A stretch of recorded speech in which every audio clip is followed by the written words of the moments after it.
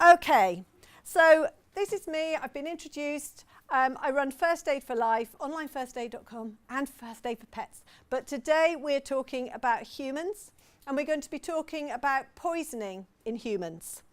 Okay, you've all got a copy of my book, I hope, and I hope you like it. So please tell me if there's any things you want me to change. I am the other half of Stay Safe for Older People. So Carolyn and I have started that up, and we launched it on Monday, and it was a fabulous event. We had a wonderful time. Yep, John was there. It was brilliant. It was a really lovely day, and we're hoping that this is going to become a hub where we can signpost all the different organisations so that we've got a one-stop place to show different people the best way to look after older people and keep them safe, prevent frauds, prevent accidents. So please let us know if there's any organisations that you think we should have represented on there, and we will get it sorted. So my details will be at the end, my card's at the back. So if there's organisations that you think we should have represented, because we want everybody represented, so it's a proper hub, then let us know. Okay, so today I'm going to talk about poisoning. Poisoning can be injected, it can be absorbed, it can be inhaled, or it can be swallowed. When we talk about injected, it might be that it's injected through your vaccinations. It might be that it's injected because you get stung by a wasp or a bee. I'm not going to focus on that today. My main focus is on prescribed medication, food poisoning, carbon monoxide, and I will finish off with the very strange ways that my mother-in-law has managed to poison herself. You would not believe it. Okay, so similar to what Ashley was talking about earlier, you've got hospital admissions for over 65s for poisoning. There are quite a few of them. This is the tip of the iceberg. There are an awful lot of people out there who have poisoned themselves, who may be poisoning themselves, and who may not know about it. So it's about working out and, preventing this all the way through. And yes, there are fatalities, but again, with the fatalities, that's just when they have put poisoning on the death certificate. So there might be other reasons in addition. I suggest that it is a heck of a lot higher than this, and Ashley's and Carolyn are concurring. Okay, so medication confusion. That's one of the main reasons for people being poisoned.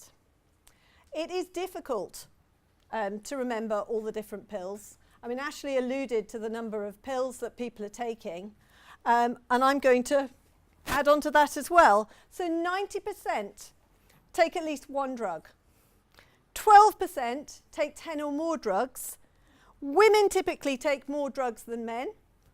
Care home residents take 7 to 8 drugs on a regular basis. And they also, in addition, take a lot of non-prescription medication. So you are talking an awful lot of tablets you're trying to juggle. My husband and I decided we thought it would be a good idea to try and remember to take an aspirin every night. Could we remember it? So that's us trying to take one and remind each other. So it is difficult. So consequently, up to half of over 65s don't take the drugs as they should do. And that goes right across the population. There are a hell of a lot of prescriptions that are out there that people get that are just wasted. People don't take the medication as they should do. And older people are more susceptible to the effects, and I'll explain why in a minute. And there was a study in Spain that said that if you are taking more than 6 medicines, you're 3 times more likely to die prematurely. And again, I will explain why, because they will interact together and mistakes and complications will happen. And even up to 5 medicines a day, there is an increased risk. So apologies to any of you that are taking more medicines. Sit there and stay safe, but hopefully as we go through, you'll realise that maybe some of those medicines might not be necessary. So perhaps a chat with your GP might not, well, they might be necessary, but they might not. So let's go through. So there's my mother. At the age of 2, she was prescribed opium for her asthma.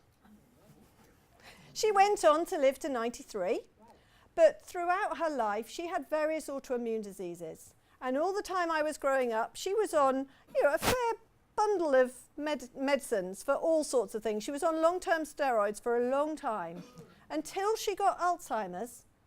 When she got Alzheimer's, all her medication stopped. And she was actually, apart from not being quite there, up there, she was actually as fit and healthy as without the medicines. I have no idea how that's happened. I would love to discuss with someone whether there's any connection, but I thought it was very interesting that forever she'd been on that medication and then she wasn't.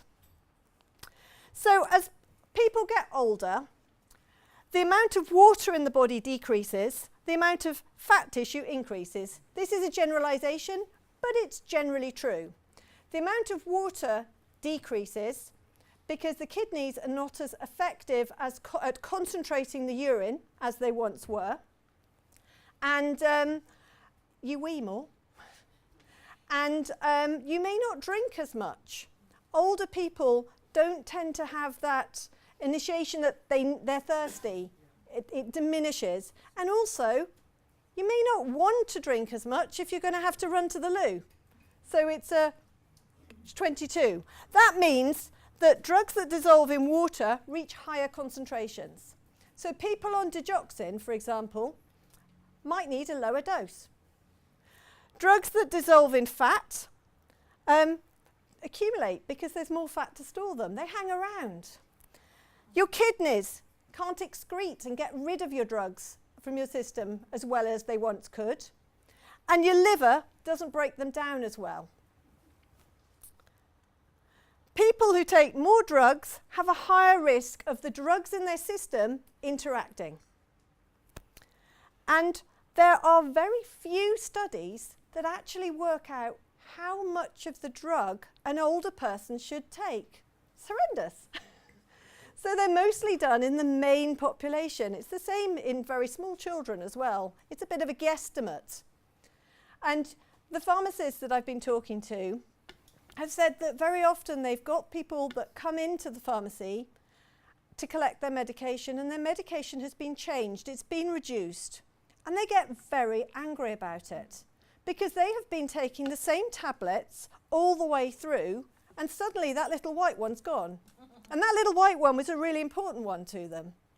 And the older people themselves do not understand that actually their metabolism may mean that they need less. So instead of having 3 little white ones, they've now got 2 little white ones. And it's an added confusion and they feel like they've lost control. So it's about understanding that as well. It's not as simple as we would like it to be. Ashley referred to this earlier. Medication increases the risk of falls. It does, for all different reasons, particularly your blood pressure lowering tablets. If you get up too fast and you've taken your blood pressure reducing tablets, you can find that you get very dizzy quite quickly, and that can be a cause of falls. Also, a lot of medication can cause confusion and dizziness and affect your balance and make you sleepy, and none of it helps. So they may be on multiple medicines. They may have an increased risk of drug interactions and mix-ups. And going back to my mother when she was on her bucket loads of medication before she got further on in her Alzheimer's, when she was just muddled with it, she was making herself really ill, taking all these tablets, goodness knows when. And we ended up having to pay somebody to go in to give her her tablets. And she was so much better when she was actually getting the tablets she was supposed to get at the time she was supposed to get them, and less confused by that. So again, it's difficult. We've talked about less effective at metabolizing, age-related changes that affect your drug concentration, and increased sensitivity to medicines. So older people will react more to the medicines in your system, and the confusion. In addition to this, you have multiple different specialists. Going with my mother-in-law to go and see, she's lost her balance, and we've been referred to the orthopedic surgeon, is it spinal? To the neurologist, is it to do with her ear? And it's only now that she's been referred to a geriatrician who has a holistic view and is looking all the way through. And before, when we were going, each time we went to a different specialist, they were there offering us different drugs for whatever it might be. And we actually need someone to say, hold on a minute, this is one person with a whole set of problems. Let's look at that person and let's see how we can help them in one proper view. In addition, you've got impaired memory, which I think starts pretty young. Trying to remember those wretched pills. Might be harder to open the bottles. Mobility, diuretics, they can be a real problem for older people. And very often they're ones that people will miss out, because if you're on a diuretic that's going to make you wee and you've got a mobility problem and you want to go out and get around, you're going to manage that, irrespective of what it says on the bottle, around your life. And that's important. And if that is causing a problem, then they should speak to their GP or to the pharmacist and see if there is an alternative solution. Because if they're on diuretics, there's a reason for them. They may have, congestive cardiac failure and have water accumulating in their legs. And you don't want that to happen either with the extra strain on the heart. So there are reasons for these drugs. Please don't cut them all out. But just think about what you're doing. Difficulty hearing, when they're sitting in front of the doctor or the pharmacist, they may not hear what this drug is for and why they should be taking it. And certainly, again, my mother-in-law, she just sees that white coat and she'll just do whatever they say and may not question. I mean, she's been prescribed things for ailments that actually she hasn't got, just because they've suggested it and she's nodded. Bonkers. And they may also have difficulty swallowing. My nephew was saying that his father-in-law, who's got Parkinson's, is really struggling with his tablets, and it's actually taking him about an hour and a half to get the tablets down. And he's got them 5 times a day. So when we get onto Dosset boxes, which I'll talk about later, they only offer those as 4 times a day, a lot of them, which means that it doesn't fit in with what they're doing. So it's actually putting an incredible strain on the family, trying to get the medication to the person because you're trying to do your best for them, but actually the medication they've been prescribed is not working with the lifestyle. There are other options very often. There is a once-a-day option, a different formulation. So ask your pharmacist, they should be able to help. Never, ever stop medication, any medication, without talking to your doctor first. But in particular, beta blockers, benzodiazepines, antidepressants, steroids and warfarin will cause you harm if you stop them like that. They need to be titrated down slowly and steadily. So, tips to avoid medication problems.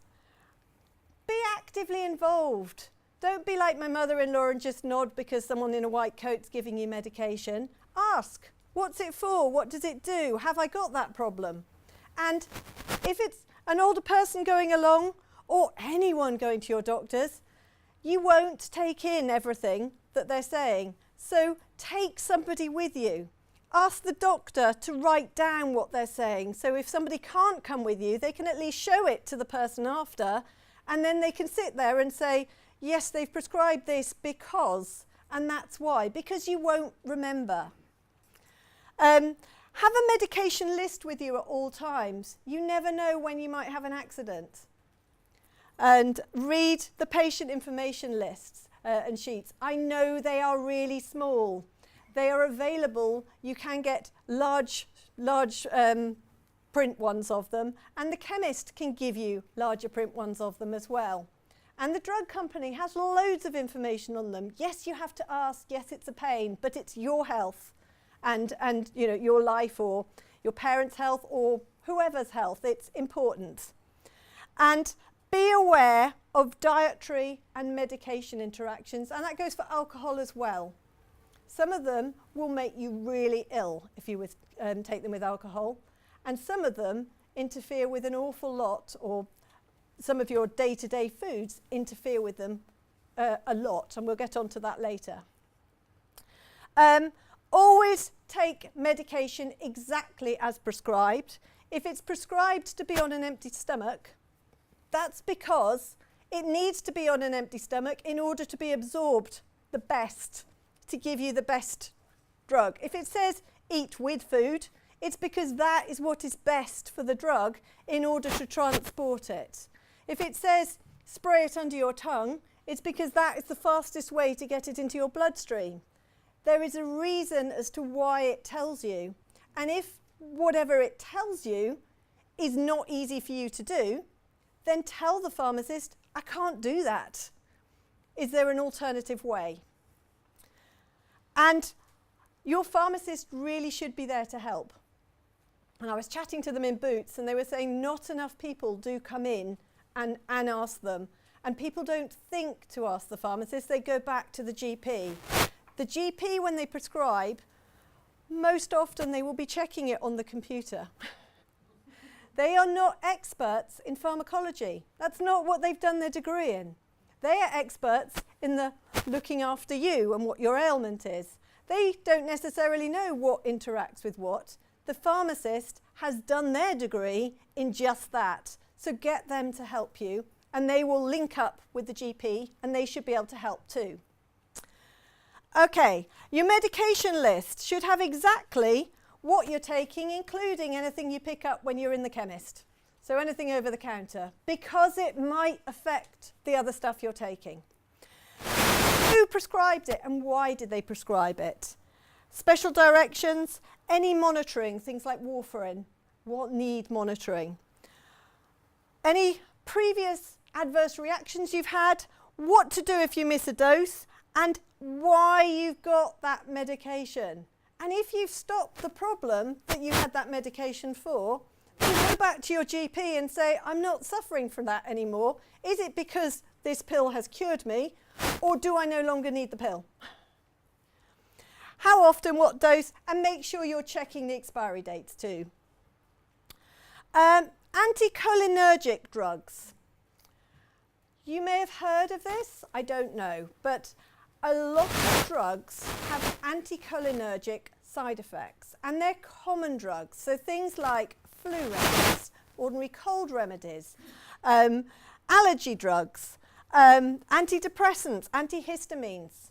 They very often have these side effects, and they block this vital acetylcholine, which is a neurotransmitter which allows your cells to talk to each other.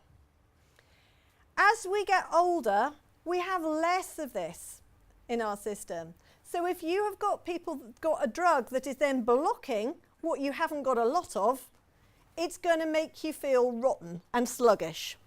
It is vital for memory, learning, concentration, and it also enables your heart, your blood vessels, your airway, your urinary tract, and your digestive organs to function. So it's pretty vital stuff. And the side effects, if you're on anticholinergic drugs, are confusion, blurred vision, constipation, dry mouth, lightheadedness, loss of balance, and difficulty starting to wee. And all those sort of things can then make it even more likely that you're going to fall. So like Ashley was talking about, medications can make you more prone to fall as well. And the reduction of acetylcholine is also implicated in dementia. So be aware of this. If somebody has started taking antihistamines in hay fever season and they are suddenly a bit foggy and not quite with it, it may be the side effects. Sometimes people use these drugs precisely because of their side effects, such as with Parkinson's. They're very good at reducing the tremor, and that's what they're prescribed for. But if they're on Parkinson's drugs with the anticholinergic, you may well find that they are, again, not as sparky as they once were. So these drugs are great, but they also have risks. I'm going to go through this fairly quickly, but when I was nursing, everyone used to have something for their bowels as we went round on the drug trolley. They used to have some sort of sleeping pills. It was routine. When the doctor came in, they wrote you up for it. And people used to turn to these. They also had a little tot of Guinness as well that we used to give them. We were very nice in those days, and the health service budget was probably a little bigger. So anyway, that's what we were doing. Explore alternatives first. There are always alternatives to these sort of drugs, and the drug should be the last resort. So there's all sorts of things. I'm not going to go into that now, but you know, like your milky drink, and you know, if you're having urinary problems, don't drink anything too late at night. All those different things, your routine, I can go into later, but I'm not going to go in now. And diuretics we've already mentioned. They can be a pain. Right, question for you. Who knows what's on a lot of people's breakfast tables that can cause really serious interactions with the drugs that you might be taking? Absolutely. Did everybody know that? Oh, I'll go home then. No? Thank you. So, a lot of drugs say on them, do not eat grapefruit or drink grapefruit juice at any time whilst taking this medication. Okay? It is a known interaction, but quite often people don't realise. So, grapefruit has these things in there called furanocoumarins, and a single glass of juice can reduce the production of these really important enzymes that will break down the drugs by 47%. So one glass can mean that your drugs are not going to be broken down properly, which means the drug will still hang around in your blood, and this dose will accumulate, and it can cause really major side effects if you're susceptible. Not everybody is as susceptible, so some people will be fine. We have different levels of this, these enzymes in our bodies, so not everyone is affected, and not all the drugs are affected. But it can be very serious, and it can be fatal. So things like statin drugs, not all the statins are affected, but some are. And statins, if you are affected, they can have really nasty effects on your liver and on your kidneys. And this additional dose can lead to liver damage, and it can prove fatal. Viagra's on there too. There have been cases when the potency of the Viagra has been so increased that A, it's very uncomfortable, and B, it can lead them to losing consciousness, which isn't desperately effective for anyone. So, you know, be careful with these drugs and this interaction. It's serious. Bless him. The other thing that grapefruit juice can do is it can decrease the amount of drug in the bloodstream. It depends on the drug. It depends how it's working. So if you're on a drug like fexofenadine, which is a common antihistamine, what that does is it actually blocks these very clever little drug transporters that allows the drug to be absorbed.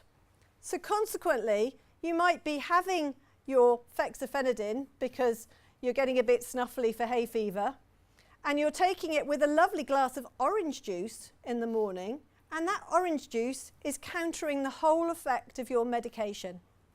So fexofenadine links with grapefruit, orange, and apple juice. So if you're not reading that tiny, tiny little print on there when you are going through, you may find that you're popping those tablets and not getting any sensible effect. So that is what your grapefruit or your orange juice can do. So just be aware.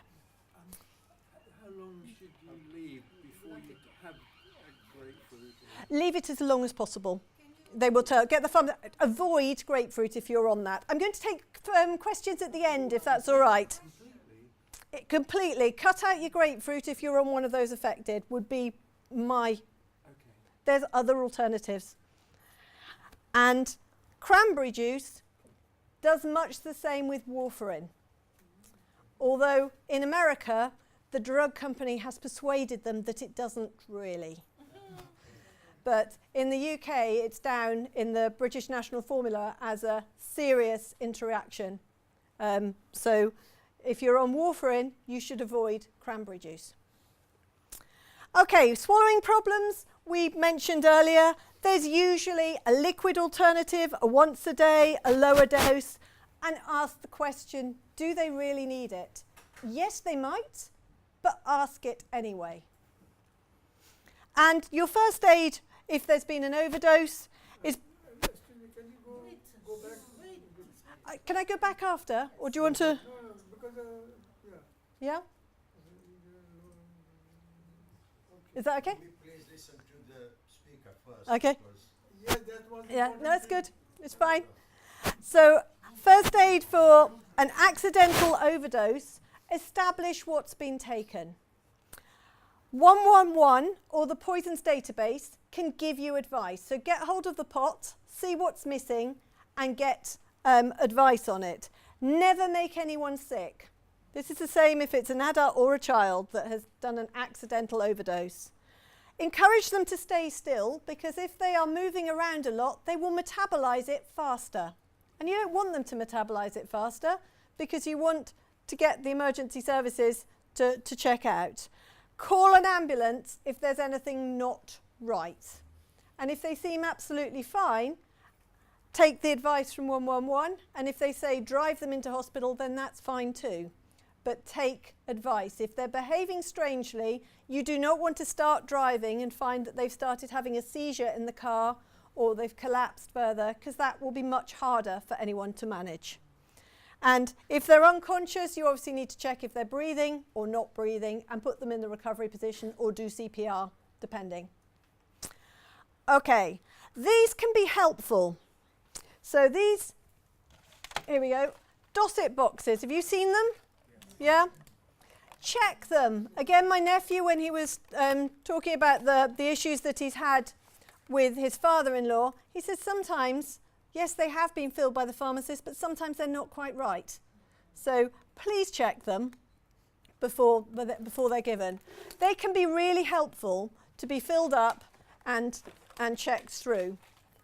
Make sure that you use things like apps and alarms to notify you what time you should do that and have the medication. And there's things like Siri and Alexa that are now being used far more in the care of older people to alert people when something's not quite right.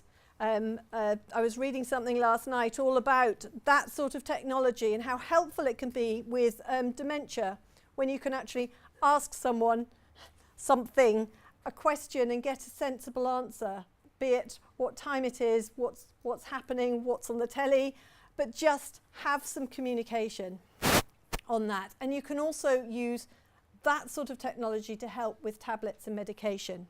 In addition, you've got that on the top right, you've got similar things like that, which are linked to the carer's phone, and they will alert them if the person has not taken all their medication, or they haven't taken it on time, or something's not quite right. So they will actually help you to remotely care for whoever you're caring for. So there are things coming that can help. Not to do with medication, but there's also something called 3 rings. I don't know if you've come across that, where you can have a special plug that you can plug in, for example, by the kettle. So if somebody hasn't made their cup of tea, by their usual time for making their cup of tea, it will alert you that maybe there's something not quite right. So there's increasing things that are happening to help people to look after other people and keep a little bit more of an eye remotely. And the pot in the fridge, which I haven't fished out, but does everyone know what I mean by the pot in the fridge? I think I've left it down there. A little white pot with a green label on, and it's got a green lid. I think it's at the back, so don't worry, Carolyn. I'll show you later if you want. So it's a little pot, and what you do is you write your medication and all your details in it, and you put it in that pot, and you put it in the front part of the fridge. And if you have an accident and the emergency services come, they know that that is what they have to look for. So it's a really helpful thing. So as I say, I've got one at the back of the room that I can show you after. Food poisoning I'm going to run through quickly. It's another common way, particularly that older people poison themselves, but I think we all poison ourselves periodically with a bit of food poisoning. We get a bit laid back on your use by dates and your best before dates. I find I can't read it. So it's very often very small to see, the use by date. Classically, we don't want to waste food, so quite often we'll take risks. And as we get older, we have a reduced sense of smell, sight and taste, so we might not see that there's something growing on it or it doesn't smell quite like it should. My brother's mother-in-law was forever trying to cook for them, and she had the constitution of an ox and she was fine, but actually she was forever giving the family food poisoning by whatever she was cooking. Quite often it's harder to get to the shops, so you'll make do with whatever's in there, and it may be a struggle to cook. And there are an awful lot of cases of food poisoning. I'm not going to go through this slide, but there are a lot of cases, and that is just reported cases of food poisoning. And people put strange things in their fridge. Okay, right, carbon monoxide. Carbon monoxide is dangerous, and it's dangerous for all of us, not just for older people. There's been whole articles on people in caravans who've ended up poisoning themselves without realising, holiday homes, anywhere where there is some form of a heater or a fire that is burning a carbon-based fuel. If it's not burning completely, it can make you very, very ill. And we all hear about the sort of short term where it's really serious and somebody dies because of it, but actually quite a lot of us are probably suffering from long-term, low-dose carbon monoxide poisoning without realising it. Okay? It's colourless, it's odourless, and it's tasteless. So fit your alarm, get it tested. I had some builders in my house, and they were using some equipment that was producing carbon monoxide. And the reason I knew was because my alarm, which was 2 floors up, went mad. So I grabbed my alarm, which is in a little thing on the side, and I took it down, and I went running down going, "Get out!" And they went, "No, we're fine." I went, "Get out!" Because it is dangerous. People do not realise it kills and it makes you very ill and it has long-term consequences. So make sure you're having all your equipment checked regularly and make sure those carbon monoxide detectors are working. Why carbon monoxide is so dangerous is it binds with your hemoglobin in your red blood cells and it forms carboxyhemoglobin. Now, it has 6 times higher affinity for the oxygen in your system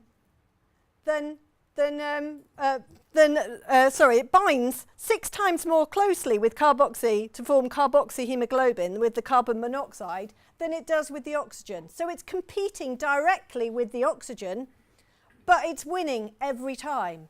So you can imagine that your oxygen levels are going to become depleted really fast.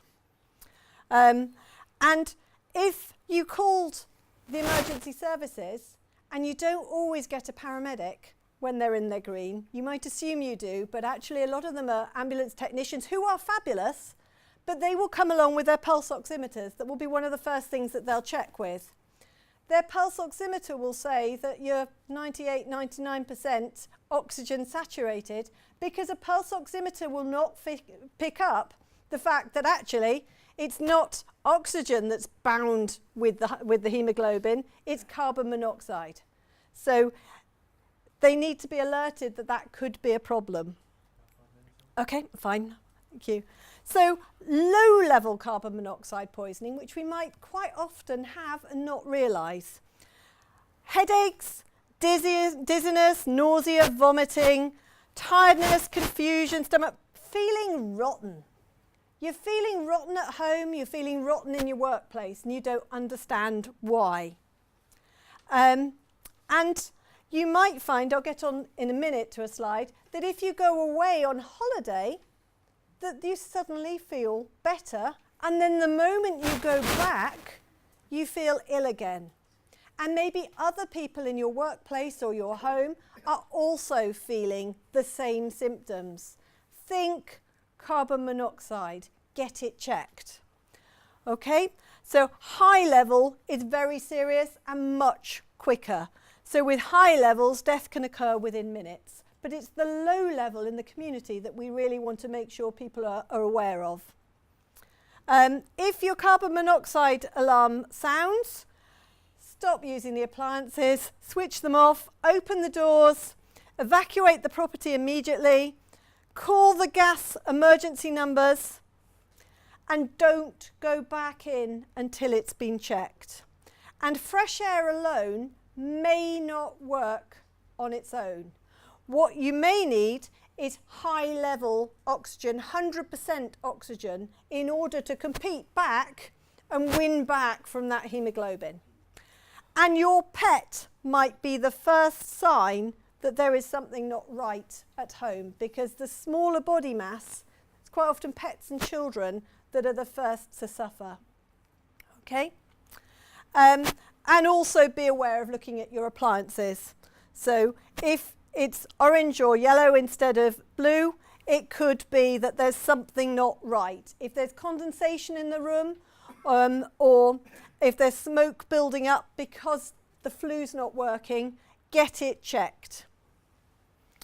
And they will test for carboxyhemoglobin. If there's a level of above 30%, it's serious. And as I said before, they'll give you high-level oxygen. Right, my mother-in-law. I said I would sum up as to how she manages to poison herself.